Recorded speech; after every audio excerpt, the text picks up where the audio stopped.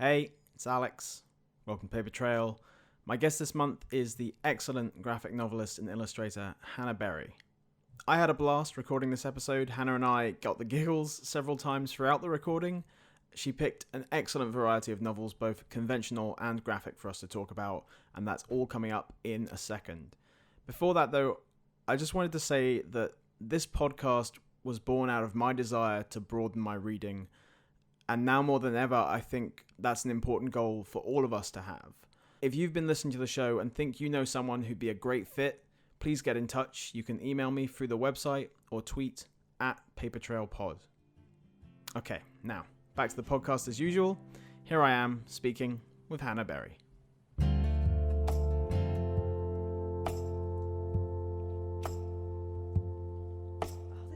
This is the really sad thing. When I was younger, I was a really voracious reader, but now I seem to have slipped into this horrible frame of mind where if I'm reading, there's like a feeling of guilt that I get that I should be working. So I don't read anywhere near as much as I should do. I mean, it's very sort of sporadic, and it's usually on holidays or around other pieces of work or around deadlines. It's not good. It's really bad. I totally agree with that. The guilt thing, though, that it was something I was talking with a friend about a couple of weeks ago. That idea that for some reason reading a book doesn't always feel productive, or it feels like a guilty pleasure, even though you could do something like play a video game or do something else, and you feel a little less guilt somehow. Yeah, it's really strange. I mean, considering the work that we both have, that we're both in, it shouldn't be. We shouldn't see it that way. It's obviously it's important research, if nothing else. That's what I put on my tax return. Obviously, the books that I buy, they're research books. But it shouldn't be. The guilt shouldn't exist, and yet it's so strong. It's awful. That's obviously part of the trick of this podcast, is to convince me that the reading that I'm doing is productive and worthwhile. And that is a very elaborate ruse. It is. It's been lasting for almost 8 months now, and it's still going strong. I haven't caught on yet, so. Right, maybe I should start my own reading podcast. Maybe this is the way to do it. What? Hang on, wait, competition? No. Yeah, how do you feel about that, eh? Oh, I'm coming for you. Pre-established platform and everything. It's a disaster. Speaking of, I'd like to get straight to your books. You've picked 3 for us, sort of an interesting variety of sort of novels and graphic novels as well. So I'm excited, because especially more recently, I've been trying to read more comics and graphic novels myself. So this was really fun to get pointed in the direction of some. Oh, as everyone should. Everyone should have. I think that the recommended allowance from the government is at least 3 a year. So people need to work on their quotas. Definitely. We don't want to let this government down at all. No, because they have not let us down in any way. No, they're doing a great job. Anyway, back to books. So the first book that you chose was Cruddy, which is an illustrated novel by Lynda Barry. Could you just tell everyone listening a little bit about the book and when you first read it? Yeah, sure. So Cruddy is a book that it's described as an illustrated novel. It's a prose novel, but each of the chapter headings has an illustration from the author. Because Lynda Barry is a graphic novelist, a cartoonist first and foremost, but she's also written this fantastic prose novel, which I love and adore. And it's a book about this young girl called Roberta in. What is it? I can't remember when I guess it's during the 70s, was it? Yeah, 60s or 70s. I think. And it's sort of in 2 parts. It's sort of in a diary format, in that she's talking about her life at the moment as it stands, and she's relating in and amongst that. She's talking about her life in the past. So at the moment, in the present tense, she's hanging out with some dubious friends, I suppose, in inverted commas, people that she meets along the way, and experimenting with drugs and hanging out and just kind of drifting along. And in the flashback, she's talking about the time she went on a kind of an unintended road trip with her dad, who is some kind of sociopath, and he just goes on a killing spree across the state. And it sort of switches backwards and forwards between the two stories in a really compelling and a really pleasing way that sort of drags you in. And it's not, I suppose the book is quite it's quite depressing in a way. It's very, very bleak. I mean, there's nothing. The thing I love about it is there's no judgment in the tone, but she has a really hard upbringing and a really tough life. And I think when I read it, it was some books I think are really they're really connected to the time when you first read them. And I read this when I was in my early 20s, and I just started working for the probation service, just as a temp job. I just kind of wound up there. And it was a really formative period in my life, because I had a very comfortable upbringing. You know, I was living in like a leafy bit of Hampshire, and it was all very lovely, very middle class, very nice. And then suddenly I was working in an office where we were dealing with people who had just appalling lives. Terrible things had happened to them. They did terrible things, but just had just the worst stories. And I was just there as an administrator, and one of my jobs was to format and send to the court these pre-sentence reports which the officers would write, which were sort of things which detailed the crimes that the offenders had done and the sort of the situation surrounding that, but also would go into their backgrounds and their upbringings. And it was the first time I think I'd really become aware that people have terrible lives.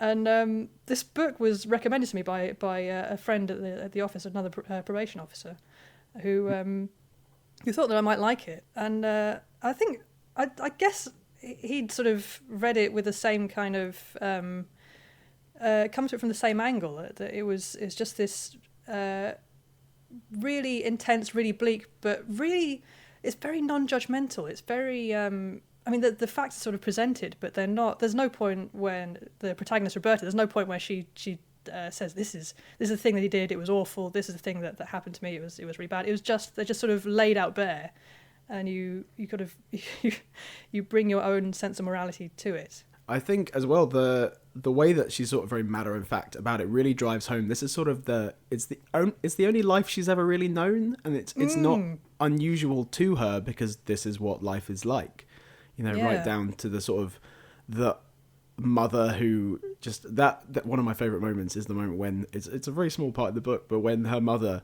shouts up to the kids, "Oh, Auntie Susan or something will be here soon," and then just disappears, and they're just like, "Who's Auntie Susan?" It's just like yeah, and she goes off with this man who's obviously another man that she's who's a wealthy doctor who she's ensnared, and just has no regard for her kids at all.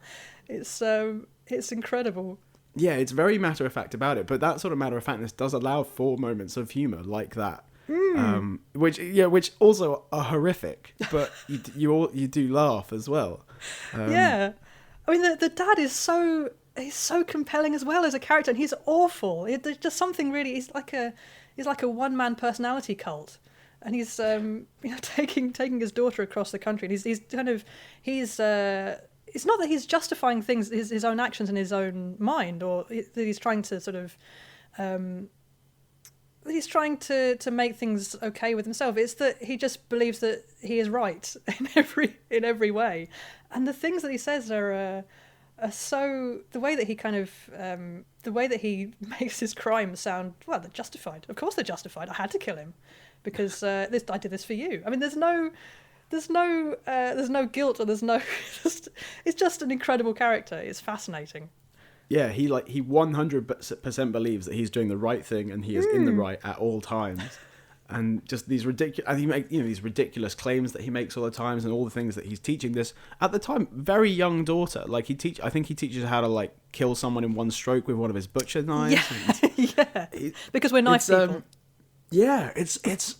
No, but it's a fantastic book. I really loved it. Like, as I was reading it, this is so... I think as well, I'd never heard of Lynda Barry before, but when I was Googling her afterwards, she's prolific. She's written so much stuff. Yeah. And drawn so much stuff. I'll definitely be delving into her back catalogue if they're all like this. Yeah, and she teaches as well. She's a really famous comics teacher, and I think her class that she does every year, or I don't know, but I think it's hugely oversubscribed every year, because she's a very I think she teaches the way that she writes, in that she's how can I put that into words? See, I start these sentences and I don't know where to go with that.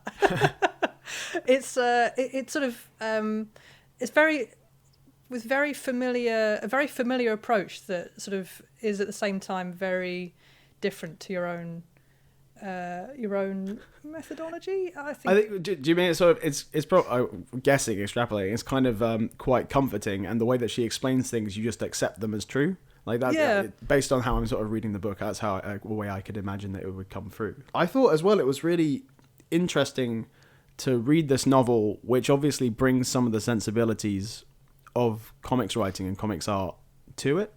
Like you talk about sort of the way that you have an illustration at the start of each chapter, and sometimes embedded within the chapter as you're going through. I quite enjoyed, once I sort of realized what was happening, how these sketches would be a kind of foreshadowing for what would happen later. Well, they're an exact foreshadowing of what's going to happen later.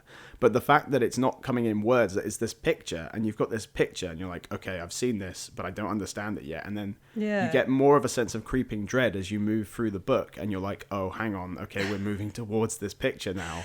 Yeah, especially the point. I think there's a corpse at one point with this the corpse in the trailer that she that she draws. There's just this. As you say, a real sense of foreboding. And also, I think when I first read it, I don't think I didn't like the drawings when I first saw them. I didn't understand why they were there. But the second time as I got into it the first time, and as I was reading it again the second time, I really began to appreciate it more, because it's kind of, they're all from the protagonist's point of view, and I think almost all of the pictures are of other characters in the book, and they're all looking out at you really direct, in this really direct stare. So it's very confrontational, and I think it's in a way it brings you. I find that it makes it sort of more immediate than I think you would get with prose, in that there's just this kind of. I mean, it's sort of a very primal thing, I suppose, to respond to a pair of eyes that are staring at you, but it really brings it home that the situation that she's in, the idea that this world, it is, even though you know it's imaginary, it sort of makes it more real, I think, having these illustrations which are staring out at you. And they're often in really close proximity as well. Like you get close-ups of people's teeth or an eye. Like it feels so, like it just feels really. It does as well. I guess that degree, like drawing can be therapy as well. You get the idea that maybe she's working through some stuff as she's drawing it as well. I think so. Yeah. I mean, I don't know much about her life. There's an autobiography, or like a semi-fictional autobiography that she wrote called 100 Demons, which I haven't read, I'm ashamed to say, but I get the impression that her upbringing was not the best upbringing, and I think there's probably some elements of that in the book. I don't think she was that close to her parents. I love the way that her parents are referred to as the mother and the father the whole way through. Yeah, the mother, the father, never named except by other people. Just these really fixed archetypes that are kind of hanging over her. I think even with that kind of distance, she's still incredibly good at creating characters very quickly. Vicky, when she first appears, is so vivid.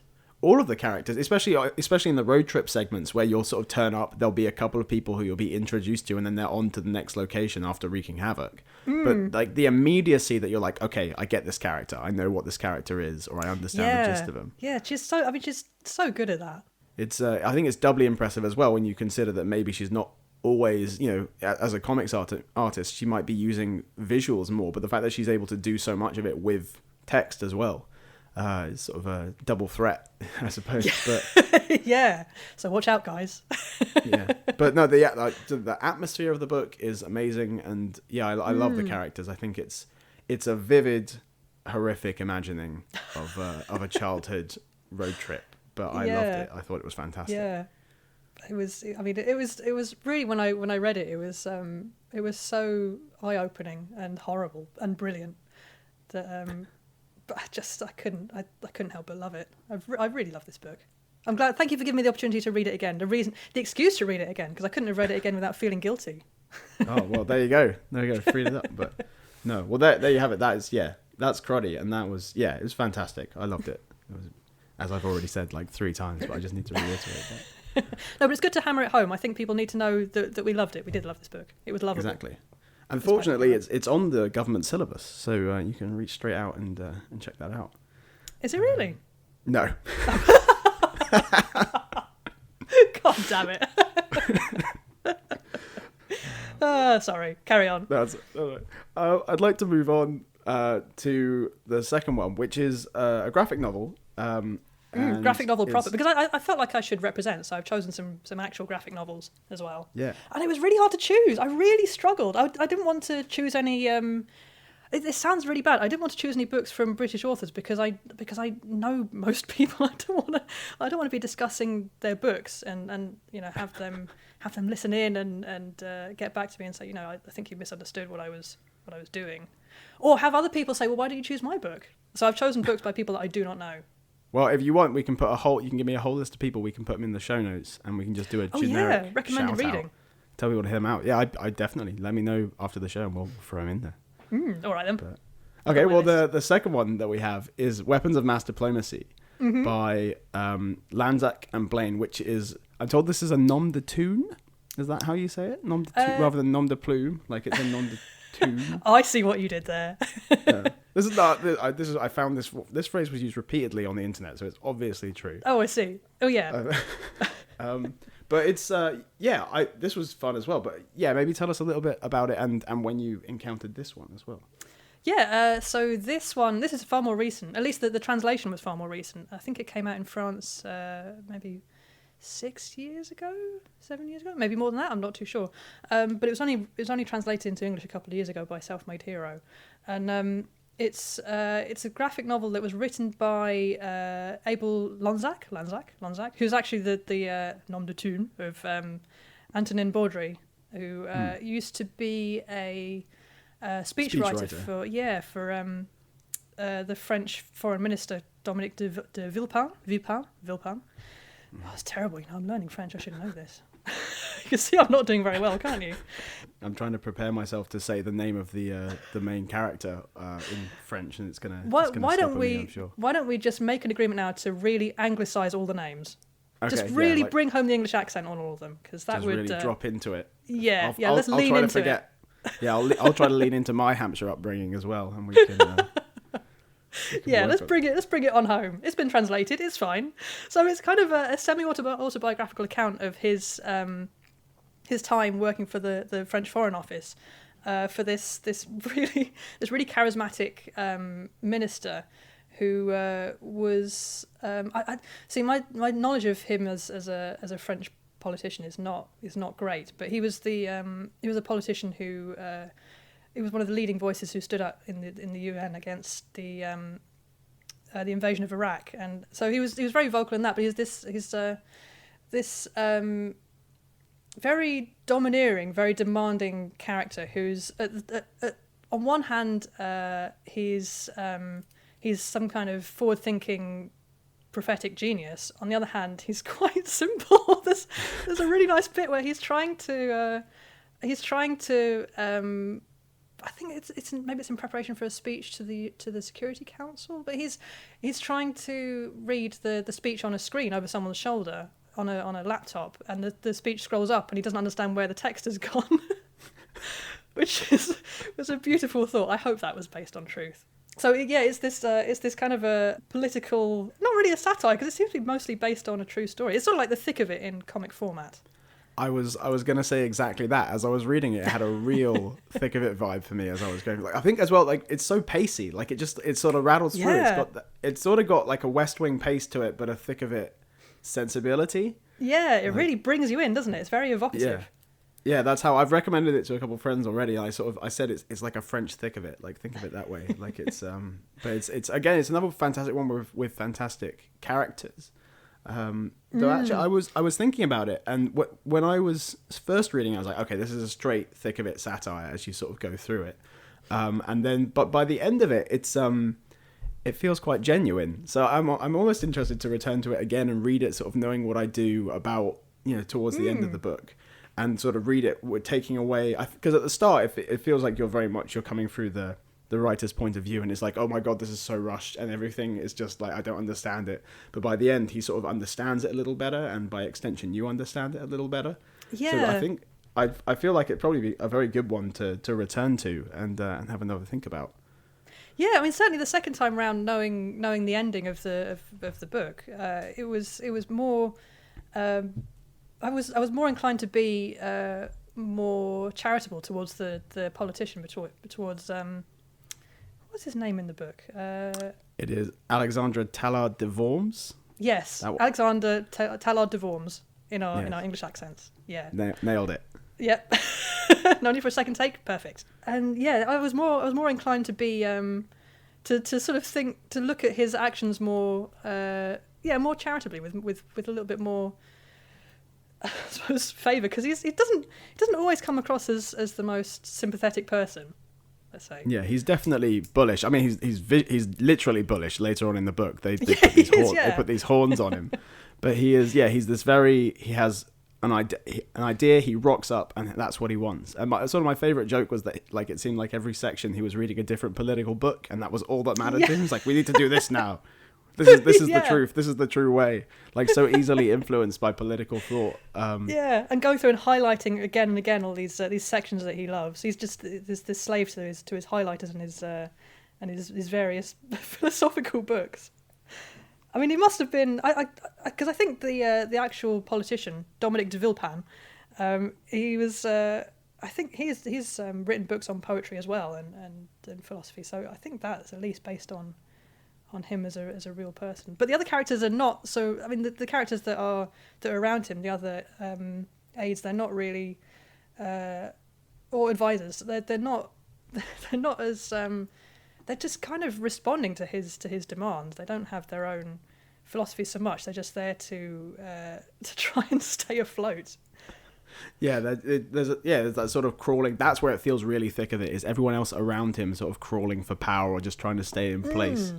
Apart from his Claude, the chief of staff, the chief of staff, who's kind of mitigating all of his worst demands and features. Yeah, I read that he's actually supposedly based on a real person as well. Oh, so, really? Yeah, and that feels like quite a nice little bit in the book. They sort of like look at this person who was just like at the center of, like, he was just this very calm person stood next to this, not mentalist, but someone who's just like like driving, like, we need to do this now. He's just sort of the calming influence. Yeah, I think one of my favourite parts of the book is the artwork by Christopher Blain, who he's kind of a heavyweight in the French comic scene, so he's very well known, and he's got this he's really good at drawing figures and characters with this sort of sense of just vibrancy. And there are several parts where, I mean, they're very simple illustrations. You can they're very caricatured, a lot of the characters, and there are parts when a character will be sort of doing an impression or taking the piss out of another character, and their face will form the exaggerated characters of the character they're taking the mick out of, which is it's so immediately recognisable and so satisfying. I just found that really I really enjoyed that aspect of it, because it could be quite dry otherwise. I think it's just, a lot of it is a series of talking heads, and it could have come off really it could have been so static and so repellent. But I think the artwork is perfect. I mean, he's Blain is really spot on with as a choice and with his artwork. What a guy! Yeah, I wanted to talk about the artwork as well, because with comics often you'll get, like these days the frames of a comic can be all over the place. You can have a very large one, then a small one, then you get a big splash page. This is basically, I think, if I flick it open, it's mostly like, you get 3x4 sort of square panels all the way through. Like, it's very constant, but it still feels very fluid. Like, and I think that's to his credit. And also, I think sometimes you see people like, you could say it's almost in the thick of it. Yeah, but it feels like but it feels like de Worms is this person who, like, he can just flow between these. Like, everyone else is sort of stuck in these boxes, and then the character of de Worms can just slides through the entire book. Like, he's always, that's a good point. He's got those speed lines behind him as he's going everywhere. Like, he can just cut everything through.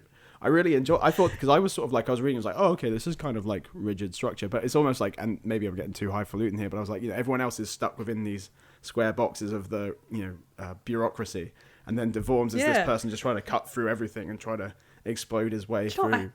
I hadn't noticed that. It's almost like, you're right. It's like all the other characters are kind of in the wake of this one character. Yeah, because there's that noise. There's this illustrated noise of him whenever he comes through the room, which I forget. Yeah, doom. Yeah, doom. Like, whenever he arrives. Which I guess doesn't mean the same in French, but it is kind of appropriate in English. It's brilliant. It's it's a fantastic story. I'm curious actually. I was doing a little bit of background reading about you, and you mentioned French comics in quite a few of your interviews. Do they have sort of a particular attraction to you? Did you say that you can speak French earlier? No. I said I'm learning French. Learning French. There we go. Very important distinction. Actually, it was French comics that first got me back into comics, because I'd read when I was a kid. I was a huge fan of Calvin and Hobbes, and there was a point when I sort of reached my teenage years, I suppose, my early teens, that I just sort of I couldn't find any comics which were what I wanted to read. They all seemed to be the stuff which was most visible then on the shelves was the sort of the Marvel DC stuff, which I'm not that interested in. It's not my cup of tea. I don't need to see stories where people are the most powerful and do the most punching. It doesn't float my boat. Sure. And so I kind of gave up on comics. And then it was my mum who went to Brussels for a holiday and came back with a few bande dessinées, they call over there. And even though I couldn't read French at the time, it was kind of obvious that they were for adults. They were very involved stories, but they were really beautifully drawn. They were very mature as well, not in a kind of mature graphic content kind of sense, but in a very sort of a pensive and interesting way, and it sort of rekindled my love of comics, and that was what got me back into it in the first place. And so I've got quite a few French comics on my shelves. Not that I can read them all, but they're quite. I think they're quite a big inspiration for my style of comics as well, because they tend to be more painterly, the French comics. I guess because they have more of an industry over there and have more time to work on things, and more it's more sort of it's justified to be more involved, whereas over here we have a slightly less developed comic industry. So it's financially unviable, my style, is what I'm trying to say, in a nice way. But yeah, there's definitely a soft spot for I've got a place in my heart for French comics. Yeah, and the French comics, they seem to be more of a sort of viable venue for sort of pointed satire in a way that maybe there aren't anywhere else in the world as well. Often it seems like that. I see a lot of the best political cartoons do seem to come out of France. There seem to be the particularly wicked pens over there. Oh yeah, I think you might be right. I think there's more there's more outlets for comics magazines and things which can be more satirical, like Charlie Hebdo, for example. I mean, we don't have anything. We don't really have anything like that over here. We've got there's a small. Not small, that's very dismissive. There's a comic called Save Our Souls, which is a sort of journalistic, satirical comic publication, which sort of is crowdfunded every few months. So that's probably worth looking up and supporting if you like the idea of more satirical comics. But there's not a lot. I'm just finishing, if I can plug myself. Go ahead. I'm just finishing a satirical graphic novel at the moment. Not as we speak, I mean, that would be rude, but around this interview.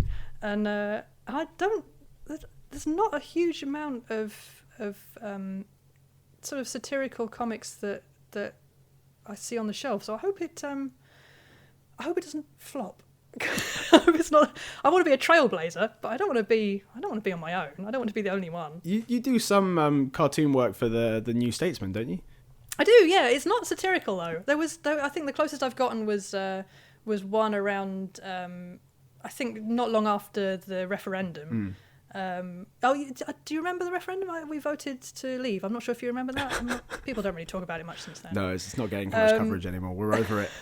No, yeah, so over that. And there was, I think that's the only time I've ever been in any way current with one of my comics, and it was just a comic which I felt reflected the mood of the nation at the time, i.e., just horror, just full-on horror. But apart from that, I've got a free rein, so it's not. It's just at the back of the comics. I'm sorry, the back of the magazine. So they, I think they'll let me do pretty much what I like. As I started saying that, I didn't want to realise I might jinx it. For the moment, so far. For the moment. Yeah. Oh, well, let's quickly cut away from that before someone from the New Statesman gets on the phone. And moving on. Let's cut to the third. What I would say is the most graphic of your graphic novels. It's super graphic. Yeah.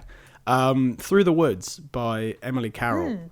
So once again, maybe a little bit about sort of when you came across this and what it means to you, why it's a key book for you. Well, this was another one that I read more recently. I think it came out maybe a couple of years ago, but it was I was aware of her work beforehand because she's got a lot of her comics online, and one of the stories, at least one of the stories inside His Face All Red was my favourite story. Webcomic. It's so good, isn't it? Yeah, so. Have you seen the webcomic? Yes, yeah, I heard that it was more punchy if you read the. The book takes a little bit away from the format, but it's a great comic. Yeah, the pacing is superb. It's just spot on, and it just the last couple of panels, without giving anything away, is just that little bit more unsettling, I think, on the screen, when you finally do get to it. But I really because I've just done a horror graphic novel, and I wasn't. I love horror in the comic format, but there's not a huge amount of horror that I'm aware of in comics, which is the kind of horror that I like, which is more sort of subtle and underplayed, and perhaps a little bit more. In the horror is more in the setup and the tone than the actual, some visceral gore. And this was I kind of, unfortunately, I'd stumbled across this after I'd finished my book. I swear I'm not trying to just plug all my books by it just happens to be that it was a horror, and I just finished a horror, and I think I wish that I'd read it beforehand, because it would have influenced the way that I'd gone about my own book. Adam Tyne, available from all good retailers. There'll be more. But the storytelling, the pacing, and the layout, and the design of the whole thing is fabulous. And she involves Emily Carroll. She includes the text in the image in a way that I just cannot do myself. I really admire it when people do that, and she does it so perfectly. I mean, there are a few pages where there's sort of dialogue which is being spoken in kind of a spectral form, and it's sort of drifting through the pages, and it's just beautiful. It's beautiful and horrific.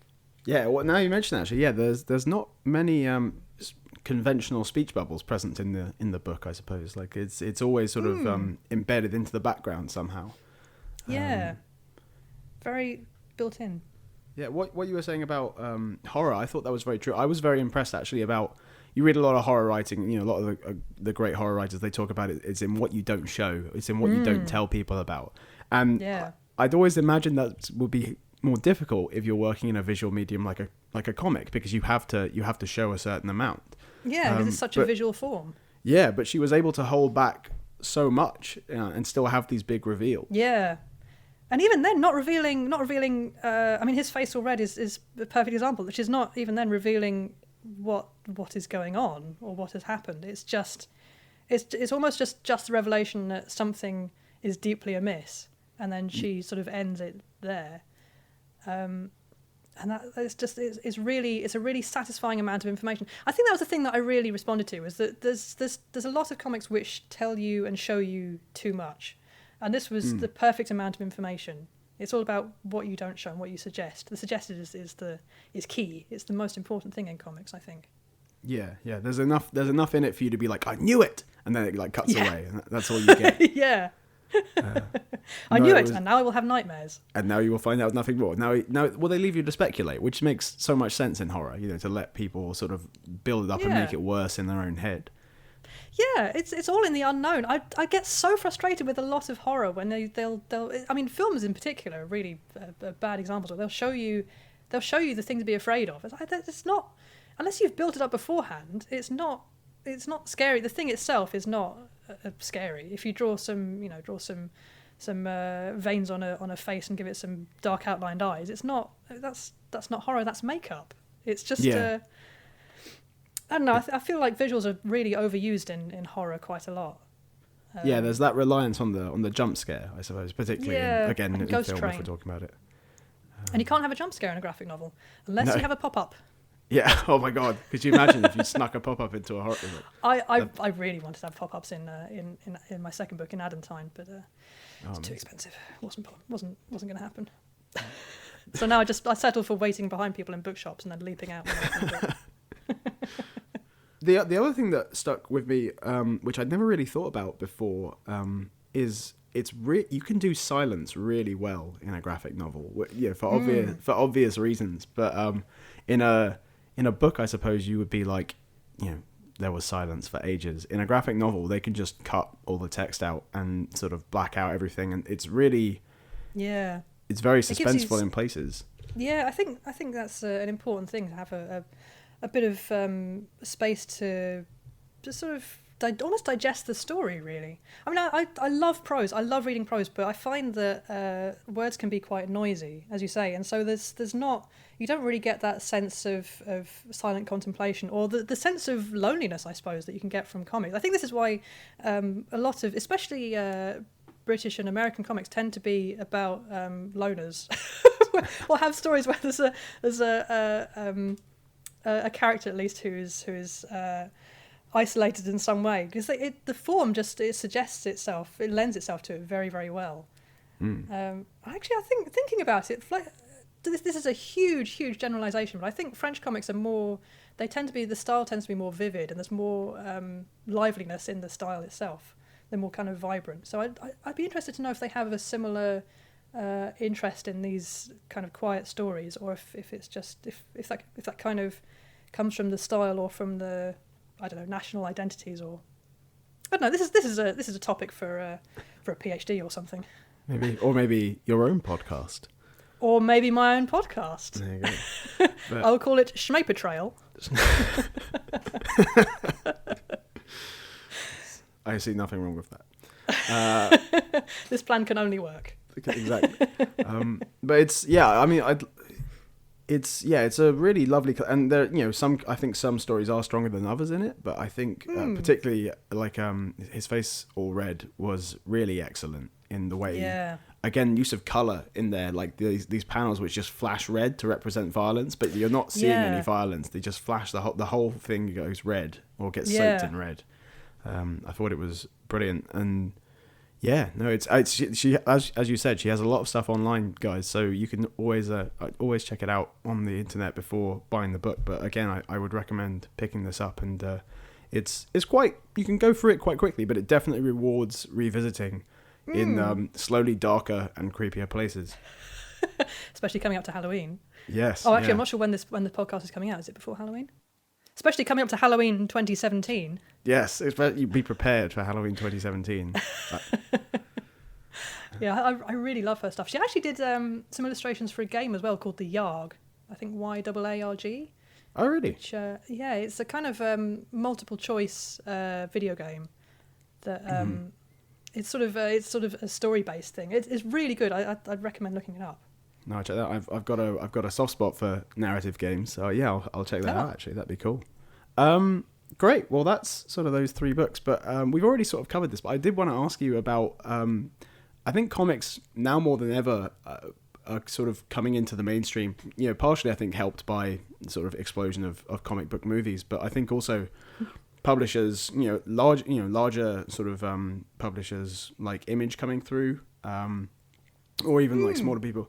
I think because Image, for me, like I'm sort of like you, like DC and Marvel, it's fine, but I was always intimidated by the idea of like coming in and there's all that history and they say, oh, we started it again, but they haven't really started it again. Like there's going to be illusions all over. But whereas something like Image coming up is making it, I think as well, they're not doing conventional superhero comics or conventional stuff. They are doing more isolated stories. And then of course there's always smaller presses as well, but I just wanted to ask, is there anyone or any publisher that you'd like to point listeners' eyes at? We don't have to say them all. We can absolutely put them in. There's quite a lot of, I'm guessing that I'm just assuming, I'm making a massive assumption about your listenership, but that they might be quite of a literary leaning, I'm assuming. So potential. Tell me, listeners, write in. Tell me what your leanings are. Individually, every single one of you, write in on a postcard.